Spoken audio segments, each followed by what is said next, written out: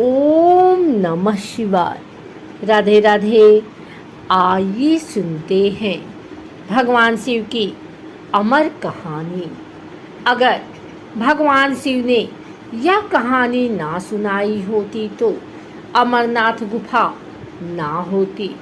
माँ पार्वती ने भगवान शिव से एक सवाल पूछा, जिसके बाद भोलेनाथ ने एक कहानी सुनाई और अमर हो गया कबूतर का जोड़ा। अमरनाथ धाम हिंदू श्रद्धालुओं के लिए बहुत महत्व रखता है। जम्मू कश्मीर की वादियों में स्थित अमरनाथ धाम जाने के लिए भगवान शिव के भक्त साल भर इंतजार करते हैं। चार धाम की तरह भक्तगण इस पूजनीय यात्रा को जीवन में एक बार करने की इच्छा अवश्य रखते हैं। अमरनाथ यात्रा के बारे में कहा जाता है कि यहाँ भोले की मर्जी के बिना भक्त नहीं पहुँच पाते हैं। जिसे भगवान शिव बुलाना चाहते हैं वही उनका दर्शन कर पाते हैं। अमरनाथ यात्रा हर साल जून जुलाई के महीने में शुरू होती है। अमरनाथ की यात्रा बेहद रोमांचक है, क्योंकि यह यात्रा धरती पर स्वर्ग के जैसी है। हिमालय की गोदी में स्थित अमरनाथ हिंदुओं का सबसे ज़्यादा आस्था वाला पवित्र तीर्थ स्थल है। अमरनाथ की खासियत पवित्र गुफा में बर्फ से शिवलिंग का बनना है। प्राकृतिक हिम से बनने के कारण ही इसे हिमानी शिवलिंग या बर्फानी बाबा भी कहा जाता है। भगवान शिव ने बताया अमर होने का रहस्य। अमरनाथ हिंदी के दो शब्द अमर अर्थात अनश्वर और नाथ अर्थात भगवान को जोड़ने से बनता है। एक पौराणिक कथा के अनुसार जब देवी पार्वती ने भगवान शिव से अमरत्व के रहस्य को प्रकट करने के लिए कहा, जो वे उनसे लंबे समय से छुपा रहे थे, तो यह रहस्य बताने के लिए भगवान शिव पार्वती को हिमालय की इस गुफा में ले गए, ताकि उनका यह रहस्य कोई भी ना सुन पाए। और यही भगवान शिव ने देवी पार्वती को अमरत्व का रहस्य बताया। पुराणों में वर्णित है कि एक बार माता पार्वती ने भगवान शिव से पूछा, आप अजर अमर हैं और मुझे हर जन्म के बाद नए स्वरूप में आकर फिर से वर्षों की कठोर तपस्या के बाद आपको प्राप्त करना होता है। मेरी इतनी कठोर परीक्षा क्यों?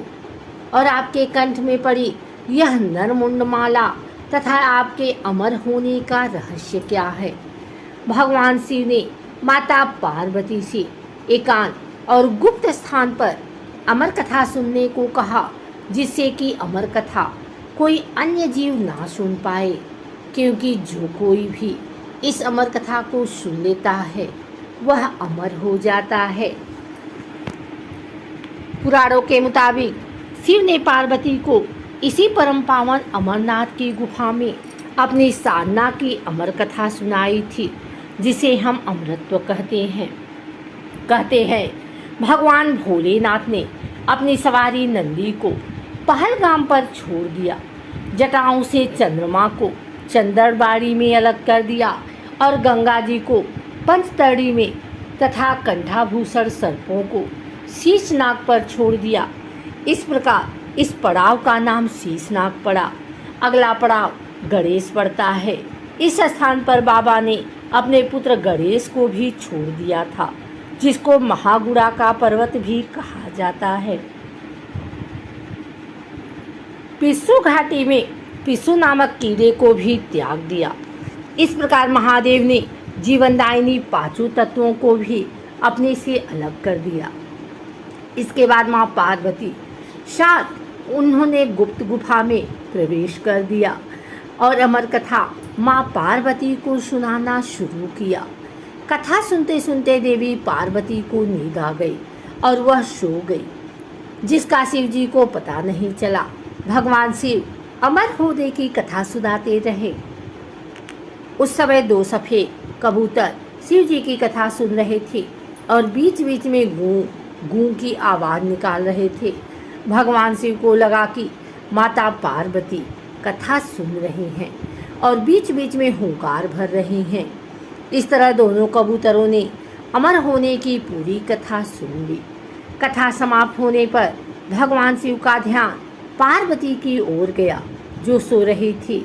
जब महादेव की दृष्टि कबूतरों पर पड़ी तो वे क्रोधित हो गए और उन्हें मारने के लिए आगे बढ़े। इस पर कबूतरों ने भगवान शिव से कहा कि हे प्रभु, हमने आपसे अमर होने की कथा सुनी है। यदि आप हमें मार देंगे तो अमर होने की यह कथा झूठी हो जाएगी। इस पर भगवान शिव ने कबूतरों को जीवित छोड़ दिया और उन्हें आशीर्वाद दिया कि तुम सदैव इस स्थान पर शिव पार्वती के प्रतीक चिन्ह के रूप में निवास करोगे। अतः यह कबूतर का जोड़ा अजर अमर हो गया। ऐसा कहते हैं आज भी इन दोनों कबूतरों का दर्शन भक्तों को यहाँ प्राप्त होते हैं और इस तरह से यहाँ गुफा अमर कथा की साक्षी हो गई और इसका नाम अमरनाथ गुफा के नाम से प्रसिद्ध हो गया। अगर आपको हमारी वीडियो अच्छी लगी हो तो इसे लाइक करें, कमेंट करें, शेयर करें। हमारे चैनल को सब्सक्राइब करके बेल नोटिफिकेशन ऑल पर सेट कर लें ताकि आगे आने वाली वीडियो सबसे पहले आप तक पहुंच सके। धन्यवाद।